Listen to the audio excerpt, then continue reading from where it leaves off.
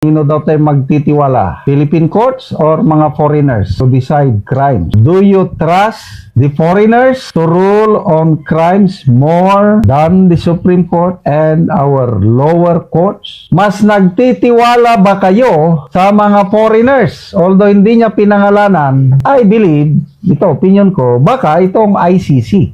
Kasi sila yung nag-issue ng warrant of arrest una kay Tatay Digong at na-aresto nga ng group effort, nakakulong na ngayon, at ito na naman si Senator Bato. Breaking news mga kaibigan, Justice po Leonin guys, niresbakan po ang ICC mga kaibigan, at meron po siyang matinding tanong, no, or matinding statement na ibinigay po mga kaibigan patungkol po dito sa ating mga korte.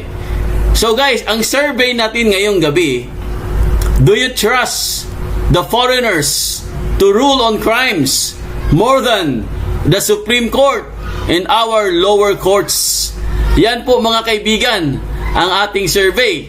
So kung naniniwala ba kayo or kanino kayo maniniwala? Sa atin bang mga korte? Sa ating mga local courts? Or maniniwala kayo sa mga foreign courts or yung mga international law, mga kaibigan? Yan po, no? Mag-press 1 po kayo, mga kaibigan, kung naniniwala kayo sa ating mga local courts. Mag-press 2 naman kayo kung naniniwala kayo sa mga banyaga. Okay, mga foreigners. Kasi po, mga kaibigan, kaya po niresbakan po ito ni Justice Leonin, guys. Patungkol po ito sa nangyayari ngayon. Lalong-lalo na po sa sitwasyon guys ng ating former President Duterte at syempre ang yung panibago pong nangyari kay Senator Bato de la Rosa. Kasi po mga kaibigan, grabe na po no? Ito po no, may panibago na naman pong lumabas na balita guys.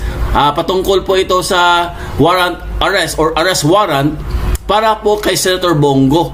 Ayon po sa NBI mga kaibigan, meron daw silang natanggap na impormasyon na meron na pong arrest warrant or darating na po ang arrest warrant ni Senator Bato, ni Senator Bongo. Biruin nyo guys, talagang kaya nga maganda po itong resback ni Justice Leonin po dahil parang talagang nilapastangan na po talaga yung batas natin or yung mga local courts natin or yung mga korte po natin mga kaibigan. Kasi meron naman tayo gumagana naman ang ating judicial system. Pero bakit po kailangan pa natin ang ICC? At eto na nga, may panibago na naman pong impormasyon na lumabas para po kay Senator Bongo. Di ba unfair mga kaibigan? Hindi pa sila satisfied sa ginawa nila sa ating former President Duterte. Eto na naman, gagawin nila kay Bato. Tapos eto na, si Bongo na naman. At hindi lang po si Bongo meron pa pong ibang mga opisyal pa nakasama po dito sa arrest warrant ng ICC. Kaya dapat na talagang kumilos. Tayo po mga kaibigan, nawagan din po tayo guys sa Supreme Court na sana po bigyan na po nila ito ng aksyon. Mag-decide na po sila. Magbigay na po sila ng finality. Kasi yan na naman talaga yung inaantay nating lahat Kung ano po ang magiging stand ng Supreme Court po mga kaibigan. Kung magbibigay ba sila ng jurisdiction itong ICC or yung warrant arrest or arrest warrant ng ICC ay pagbibigyan ba mga kaibigan ng Supreme Court or tuluyan pong ibabasura yan. Diba? Sana po guys ito po alam naman natin, ayaw po natin pangunahan ang Supreme Court hindi naman po tayo nagmamagaling. Hindi naman ako abogado, palagi kong sinasabi sa inyo yan, di ba? Tayo po ay nagbabasa lamang. Syempre guys, nagre-research po tayo, nagko-consult po tayo sa mga magagaling na mga abogado. Pero mga kaibigan, malinaw po ang sinabi guys ng panibagong resolution or Senate Resolution number 44. Malinaw na malinaw guys. Bago po hulihin ang mga mambabatas, kung meron man kaso sa ICC, dapat dito muna sa mga local courts. Sana po sundin naman nila. Kasi yung resolution na yan guys, mga kaibigan, ginawa po yan noong March lang. Noong nakarang March. At naamyendahan na po yan. At ginawa na pong batas yan mga kaibigan. Na-approve na yan. So bakit ayaw nilang sundin? Total, di ba? Pare-pareho naman tayong Pilipino. Di ba? Kailangan po nating protektahan ang ating sovereignty. Kailangan po nating tayuan ang ating sariling bayan po, mga kaibigan. Huwag po tayong magpaalipin sa ibang bansa o sa ibang lugar o sa mga banyaga. Ito syempre mga kaibigan, meron po tinatawag na international court or international law. Syempre, sumusunod po tayo sa mga international law. Alamang hindi tayo sasunod. Kasi, globalization na tayo ngayon eh.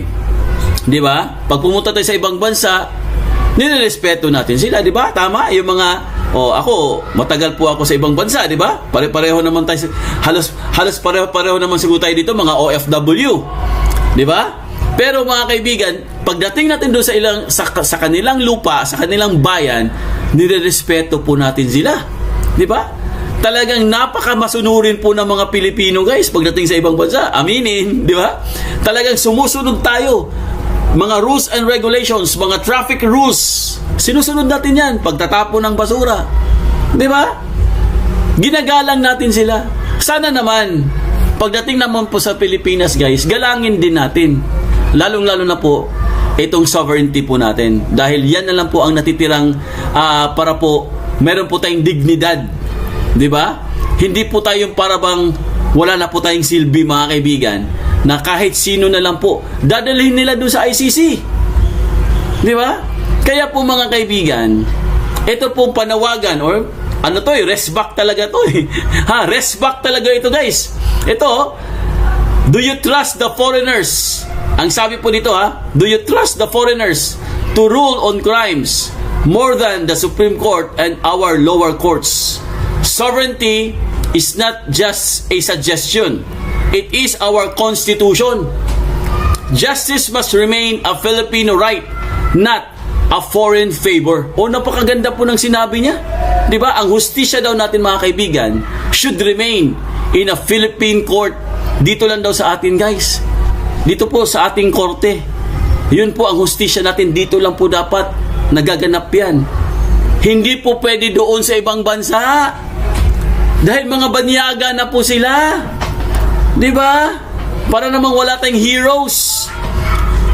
Nakalimutan na siguro nila na meron tayong meron tayong mga heroes, meron tayong mga katulad ni Jose Rizal. Nakalimutan nyo na ba? So anyway, mamaya pag-usapan po natin yan, mga kaibigan, dahil napaka-importante po ito, guys. Let's back po ni Justice Leonin, guys, sa ICC. Ito po, ipakita natin dito para mabigyan po kayo ng update po. Ito po yung survey natin kanina. Okay? Ipakita lang po natin dito. Ayan po. Basahin nyo po, guys, inyong screen. Nakikita nyo ba dyan? Mga suki, pasok na po kayo. Ito na, nag-uumpisa na tayo. Mga pasabog at mga revelasyon ngayong weekend. Ayan, Saturday night. Yung mga walang gimmick dyan, pasok-pasok na po kayo. Okay, basahin lang po natin, guys. Ang nakalagay po dito, do you trust the foreigners to rule on crimes more than Supreme Court and our lower courts? Justice Marvic Leonin. Ayan, ang nakalagay po dito, kung mabasahin po natin, A republic begins to decay the moment its people become convinced that justice can no longer exist within our sovereign institutions. That is the real explosion buried beneath the question attributed to Justice Marvic Leonin. Do you trust the foreigners to rule on crimes more than the Supreme Court in our lower courts? It is not merely a legal question. It is a national indictment, a constitutional mirror held against an anxious nation that now appears dangerously willing to outsource judgment over its own citizens, its own laws, and its own sovereignty. This is no longer simply about Rodrigo Duterte, the ICC, or the politics of the drug war. The issue has evolved into something far heavier than the far more dangerous, The issue now is whether the Philippine state still believes that the Philippine sovereignty has meaning beyond ceremonial speeches, Independence Day parades, and constitutional slogans repeated during elections. A country that cannot trust its own courts is a country standing on the edge of institutional collapse. Napakatindi po ng kanyang sinabi, mga kaibigan.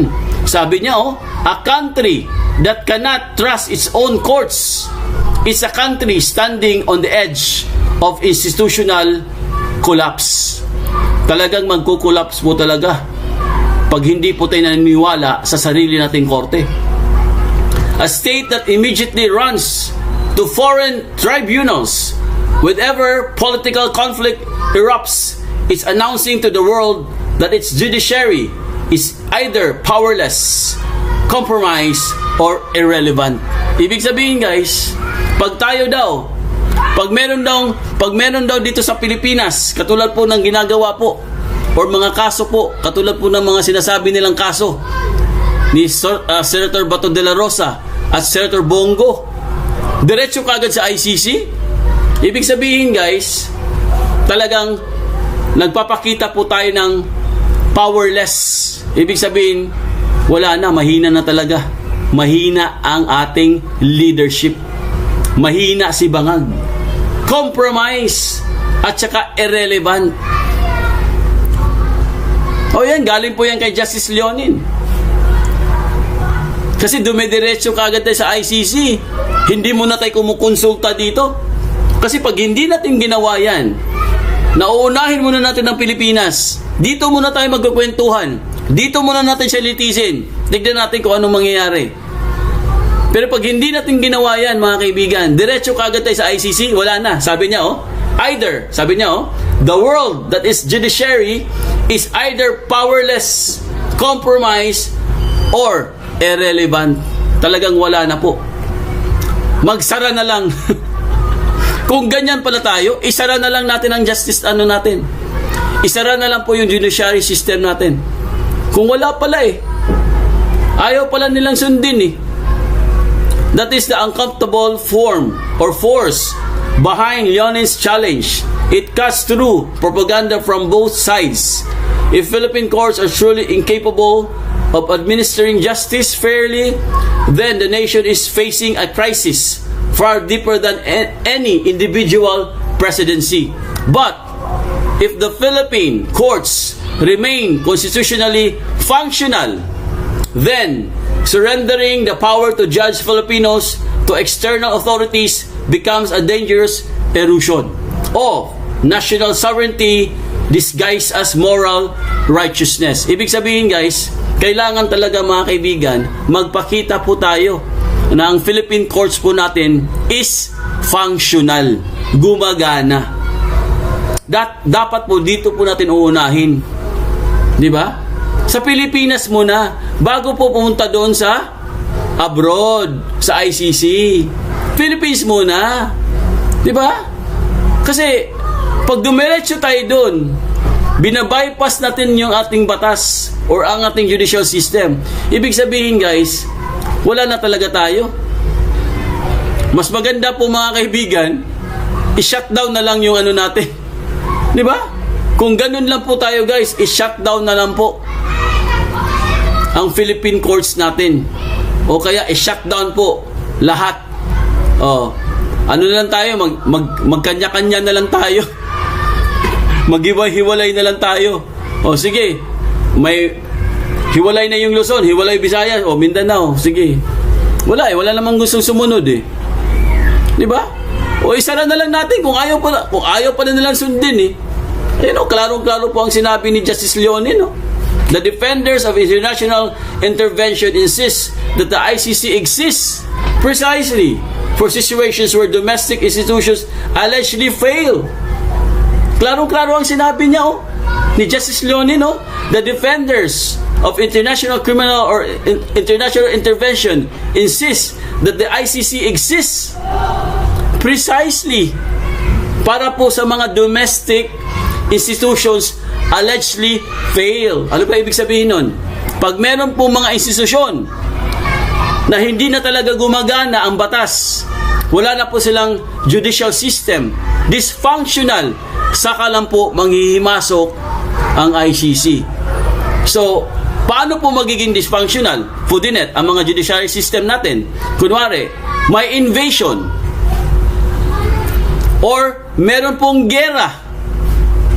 Yun, doon papasok ang ICC. Yun yung trabaho nila. Hindi sila pwedeng manghimasok sa domestic natin, sa domestically natin. So kung ano po yung nangyayari sa loob natin, guys, internal affairs natin, hindi po sila pwedeng manghimasok. Kasi po matagal na po tayong wala sa kanila. Pero pagdating po sa malawakang problema, like for example, sabi ko nga sa inyo, kung may conflict po at na-involve tayo at nagkagulo ang Pilipinas, wala na tayong hustisya, wala nang Supreme Court, wala na lahat, saka palang papasok ang ICC. Kaya po maraming nakakasuhan, guys, ng tinatawag nilang war crimes. Saka pa lang po tatawag tayo ng ICC. Pero ngayon, okay naman tayo. May problema ba tayo sa ating hustisya? Wala naman siguro. 'Di ba? Okay naman siguro tayo, guys.